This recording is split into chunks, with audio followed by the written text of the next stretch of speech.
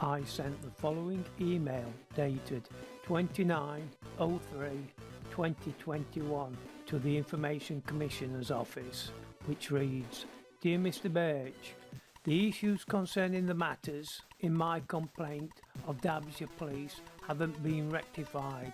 In actual fact, they have increased, where not only is Kevin Lee still trying to convince me that the audio is not recorded, along with CCTV in the front office enquiry area, he and his team have managed to supply clips of me that were not previously released. In order to deflect away from the audio issue, Kevin Lee took it upon himself to make enquiries on what I told him about Nancy Ballington pretending to take notes, of which he stated she cannot remember if she did or not, and that the notes would have been destroyed at the end of the day.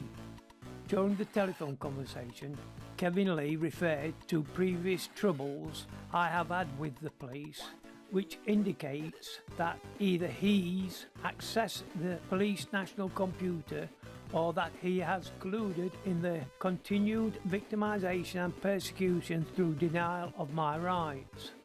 Just after the end of the telephone conversation, I remembered that I had taken documented evidence to the police station to substantiate the fraud that I was reporting. I handed them over to Nancy Ballington for her to see what I was explaining. Nancy Ballington held on to the documents, and when I asked for them to be handed back, which was due to that I was told by her that they were not going to investigate anything from that date previous. She said that she was going to photocopy them and went, although I said that she could keep them as they were photocopies and that I have others in my backpack. When she returned, she said that the photocopies along with the notes were being filed, which is not what I was told by Kevin Lee. I telephoned Kevin Lee straight after the recollection on the 23rd of March 2021 and left a message. I have not heard from Kevin Lee since. Not only have the Derbyshire Police confirmed everything I complained of to be factual, they have also withheld footage that should have been released upon my initial application. This is the second set of footage to be released that was denied existed. Kevin Lee has told me the complete opposite to the facts that I know and can prove to be false. Kind regards, Martin Glasgow.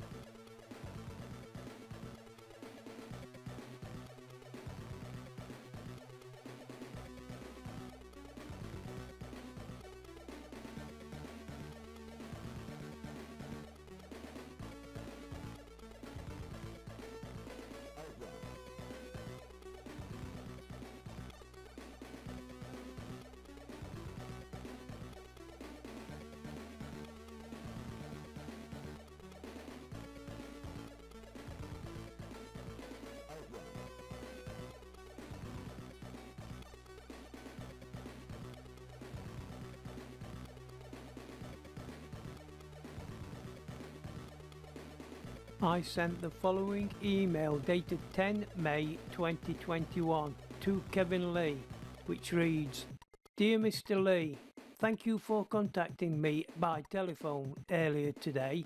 However, I would rather communicate and discuss matters by email. I look forward to your response. Kind regards, Martin Glasgow.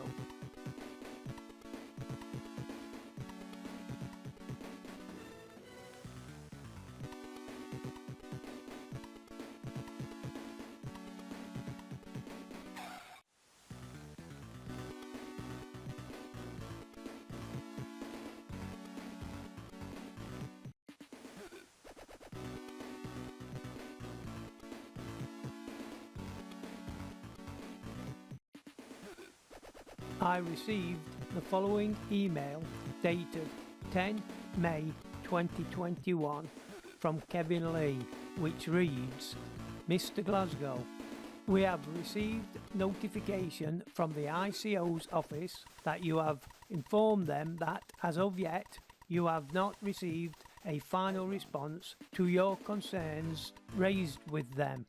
I was hoping to discuss this matter but accept your preference for communication. To be honest, I find your comments to the ICO a little discourteous, given that I have spoken to you on 3 separate occasions, re the issues raised as below. 26 February 2021, 1 hour and 9 minutes. 4 March 2021, 32 minutes and 48 seconds. 23 March 2021, 21 minutes and 3 seconds. Each call was discussed in full, the issues raised and my response to each. The last call was a final update to include the enquiries I had made, re Station Enquiry Officer, SEO Billington, re your visits to Chesterfield Police Station. My recollection of each call was that at all times I was honest and transparent in my dealings with you and took on board all you said and conducted further inquiries in an attempt to resolve the issue. SEO Billington. I also recall that whilst accepting my actions, you were not happy with the fact that CCTV was not continuous despite my reasonings as to why this was the case. On this point, we agreed to disagree.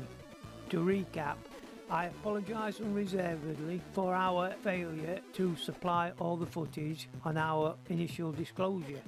Redaction, where carried out, was necessary to protect third parties.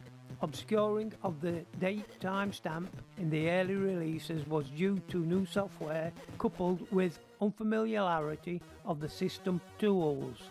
The clips were not continuous given that you were at all times not in them, but those you were in had been provided.